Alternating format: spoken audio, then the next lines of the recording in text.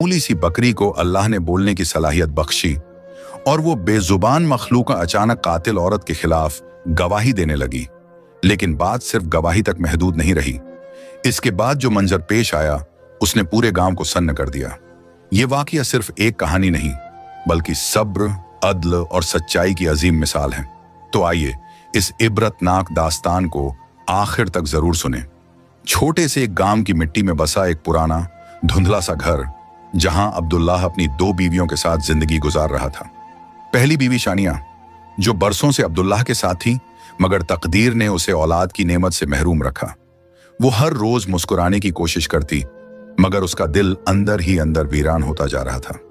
अब्दुल्लाह की मां, जो पोते की आरजू में तड़पती रही, आखिर एक दिन उसने बेटे की दूसरी शादी करवा दी। ये शादी ना किसी रईसजादी से हुई, ना किसी नवाब की बेटी से, बल्कि एक यतीम, मासूम और दिलकश लड़की से, जिसका नाम था अलीना। ना कोई माँ बाप था, ना कोई सहारा, बस एक बकरी थी जो उसके बचपन की साथी थी। यही बकरी उसका दहेज बनी और साथ चली आई। अलीना सिर्फ 18 साल की थी और उसके मासूम चेहरे पर नूर छलकता था।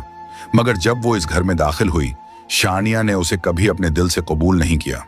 हर लम्हा उसे तानों के तीरों से छलनी करती, कामों में जलील करती और तल्ख अल्फाजों से उसका दिल दुखाती। मगर अलीना सब कुछ चुपचाप बर्दाश्त करती। जब दिल टूटता, वो अपनी बकरी को गले लगाकर आंसू पोंछ लेती। कुछ महीनों बाद अल्लाह ने अलीना को उम्मीद की खुशखबरी अता की। अब्दुल्लाह की खुशी का ठिकाना न रहा। गांव में मिठाइयां बांटी गईं। अब्दुल्लाह ने शुक्राने के नफल नमाज पढ़े और अल्लाह का शुक्र अदा किया। मगर शानिया का दिल जलकर राख हो गया। उसकी रूह में हसद का झर फैल गया था। वो अलीना से और भी ज्यादा नफरत करने लगी। मगर अलीना अब भी सब्र का पायकर बनी रही। जब 9 महीने पूरे हुए, अल्लाह ने अब्दुल्लाह और अलीना को एक प्यारी सी बेटी से नवाजा, जिसका नाम रखा गया अनाया। घर रोशन हो गया। अब्दुल्लाह की मोहब्बत अनाया के लिए हद से बढ़ गई। ये देखकर शानिया का दिल अंदर ही अंदर सड़ता रहा। उसे अलीना की खुशी और बच्ची की मुस्कान से नफरत हो गई थी।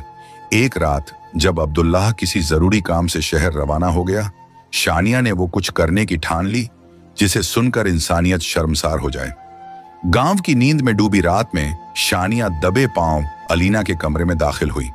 अलीना नींद में थी और उसकी मासूम बेटी अनाया उसके पास सो रही थी। शानिया ने कांपते हाथों से अनाया को उठाया, चादर में लपेटा और घर से बाहर निकल आई। जंगल की तरफ वो तेजी से भागने लगी। अंधेरी रात, सुनसान रास्ता और दिल में भयानक इरादा। घने दरख्तों के नीचे पहुंचकर उसने मिट्टी खोदनी शुरू की। नफरत उसकी